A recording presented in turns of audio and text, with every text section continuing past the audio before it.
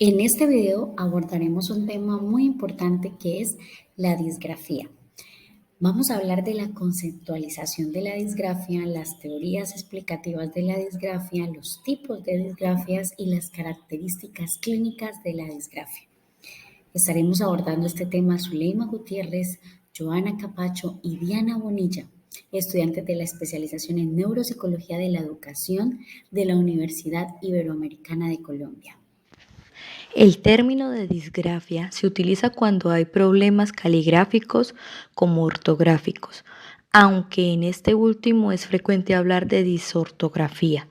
La 10ª revisión de la Clasificación Estadística Internacional de Enfermedades no considera la existencia de este trastorno y en su lugar incluye tan solo el trastorno específico del deletreo. A través de la historia, el estudio de los problemas del aprendizaje de la escritura se ha centrado en aspectos diferentes. Durante los años 70, con los trabajos de Ajuria Guerra, el énfasis se hizo en el aspecto motor de la escritura, el así llamado gesto de la escritura o las características gráficas de Ajuria Guerra y Ausias en 1984. Con el desarrollo del concepto de dislexia, el objetivo de estudio giró hacia las dificultades ortográficas, citada por Boder en 1971 y por Matute y Leal en el 2003. Sin embargo, escribir no se limita a un movimiento efectuado por la mano, por complejo que éste sea, ni el dominio del sistema ortográfico de la lengua. La escritura implica acciones organizadas, precisas, que permiten representar de manera simultánea las características fonológicas, semánticas, sintácticas y pragmáticas del lenguaje oral.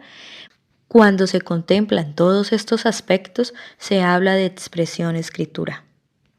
La Asociación Americana de Psiquiatría en el 2003 considera que el trastorno de la expresión escrita va siempre asociado a otros trastornos del aprendizaje, como es el de la lectura o dislexia y del cálculo o discalculia. Asimismo, puede acompañarse por déficit de lenguaje, perceptuales y de la motricidad. Por lo general, se considera que los niños con un trastorno en la expresión escrita conforman un grupo heterogéneo. Muchos de los niños afectados presentan otras dificultades, tales como el trastorno por déficit de atención e hiperactividad o retraso en el rendimiento matemático. Johnson en 1988. Algunas veces, su problema de escritura forma parte de un diagnóstico clínico más amplio, como es el caso del síndrome de Herrmann del desarrollo, el cual se encuentra asociado con agnosia digital, desorientación derecha-izquierda y discalculia, o el trastorno de aprendizaje de tipo no verbal, también conocido como trastorno socioemocional. Con relación a la afectación neurológica responsable de este problema, estudios realizados en adultos con lesiones cerebrales han demostrado que la localización de la lesión tiene un efecto específico en la semiología del cuadro de la grafia, lo que ha permitido hacer inferencias sobre las zonas cerebrales que participan en este proceso. Estos estudios han distinguido en el adulto las agrafias motoras y las agrafias lingüísticas. Se ha podido observar que no es posible localizar una sola región cortical discreta para una función mental compleja como lo es la escritura. En un adulto, una función compleja como la escritura puede verse alterada como resultado de un daño neurológico con localización cerebrales diversas, pero la semiología de la expresión de la alteración puede variar. Para ilustrar la participación cerebral en los principales mecanismos de la escritura, Serra y Habit en 1997 los dividen en 3 etapas. La primera es la percepción y la comprensión por parte del cerebro del mensaje al ser escrito. Para ello, participan la corteza cerebral auditiva primaria de ambos hemisferios, la corteza temporal asociativa del hemisferio izquierdo, el área de Wernicke, y para la comprensión de mensajes visuales participan las áreas occipitales, visuales primarias y visuales asociativas específicas, áreas periestriadas, la transcodificación del mensaje Es la más compleja y difícil de descomponer y se relaciona con dos regiones de la corteza asociativa que ocupan la encrucijada temporoparieto-occipital izquierda, que es el área 39 y circunvalación al área 40. En ella se realizan los procesos integradores de transcodificación de los mensajes percibidos a las formas escritas, por ejemplo, los fonemas en grafemas. El acto motor o gesto gráfico, el cual refiere a la transferencia de la información rebacada en las dos etapas anteriores por las áreas sensoriales a través de la corteza motora frontal asociativa, cuya región más importante es el área de Broca. Finalmente, el mensaje se transmite a la corteza motora primaria para concretar el movimiento. Múltiples regiones cerebrales participan con estas zonas, aportando informaciones suplementarias pero indispensables. El hipocampo y la corteza sensorial asociativa sobre aspectos mnésicos. El hemisferio derecho interviene en la elaboración de los elementos de carácter espacial y una visión global de la palabra escrita. Las zonas prefrontales participan en la planeación del texto escrito, el mantenimiento del tópico, el alcanzar la meta propuesta, entre otras.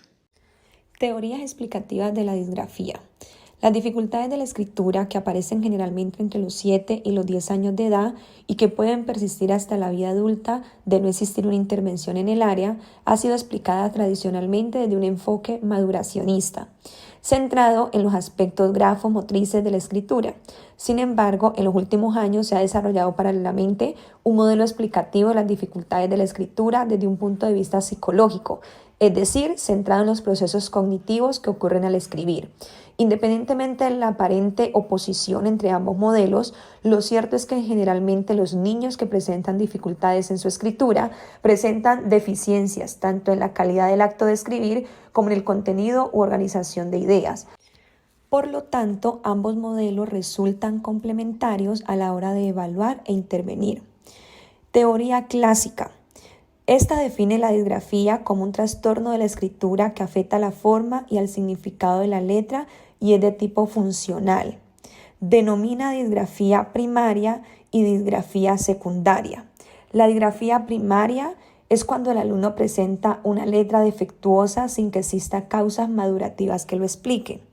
Y la disgrafía secundaria o sintomática es la mala letra cuando está condicionada por un componente caracterial, un trastorno hiperkinético u otro trastorno importante. Señalan que entre las causas de la disgrafía se encuentran trastorno de tipo madurativo, trastorno de la lateralización, trastorno de la eficiencia motora, trastorno del esquema corporal y funciones perceptivos motrices, trastornos derivados de dificultades disléxicas. Por otro lado, el modelo cognitivo establece 4 procesos que intervienen en la conducta de escribir. Número 1, planificación. Es la decisión acerca de qué se quiere escribir y cómo se realizará. 2, proceso de construcción sintáctica. Supone decidir acerca de la estructura gramatical y del léxico o vocabulario a utilizar. 3, proceso de recuperación de elementos léxicos, que es la recuperación de reglas ortográficas y grafemas apropiadas a sus fonemas. Y por último, procesos motores, corresponde a la encadenación de los procesos motores al escribir. La autora Defior señala como importante considerar que los niños que presentan dificultades de la escritura poseen estrategias inmaduras e ineficaces por carencia de capacidades metacognitivas, es decir, conocimientos y regulación del proceso de escribir, por falta de conocimientos lingüísticos suficientes o por representaciones mentales incompletas o incorrectas. Otros autores, como Salvador Mata, explican que las causas de las dificultades de la escritura deben encontrarse en un contexto más amplio, el del aprendizaje de la lengua. En general, señalan que los alumnos ineficientes en este aspecto presentan las siguientes características. Escriben impulsivamente sin previa planificación, no generan contenido temático, presentan dificultades para acceder al léxico mental y a la información de la memoria de corto y largo plazo, no presentan organización textual, no consideran al lector, no realizan estrategias de revisión, Desconocen cómo expresar las ideas por escrito, lo que ocasiona un texto no organizado. Presentan bajo interés por esta actividad. Cometen mayores errores ortográficos. Al mismo tiempo, la práctica pedagógica y psicopedagógica demuestra que habitualmente las dificultades que presentan los niños con disgrafía no solo se remiten a un problema de motricidad, sino que generalmente se asocian también a problemas en el contenido de lo escrito. Esto se explica porque generalmente los trastornos disgráficos se asocian a dificultades en otros aspectos cognitivos. Así, algunos autores como Deuel señalan que las dificultades de escritura suelen asociarse a dificultades en la lectura, en el lenguaje expresivo y comprensivo, a la discalculia y a otros trastornos emocionales y comportamentales. Al hablar de los tipos de disgrafia, abordaremos la disgrafia motriz, que son los trastornos psicomotores. El niño disgráfico motor comprende la relación entre sonidos escuchados y el mismo que se pronuncia perfectamente, y la representación gráfica de estos sonidos, pero encuentra dificultades en la escritura como consecuencia de una motricidad deficiente.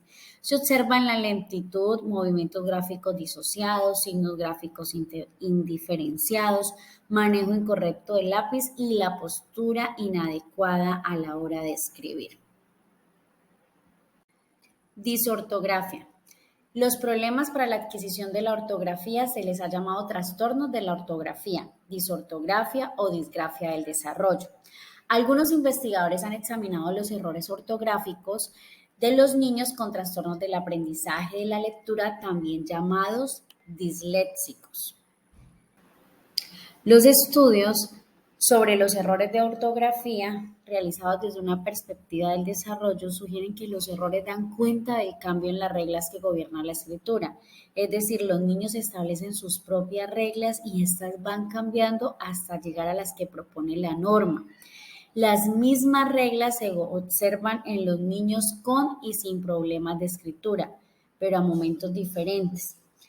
Matute en el 2001 reporta que en el español los niños con estos problemas producen significativamente más errores de escritura que los que no tienen este tipo de problemas.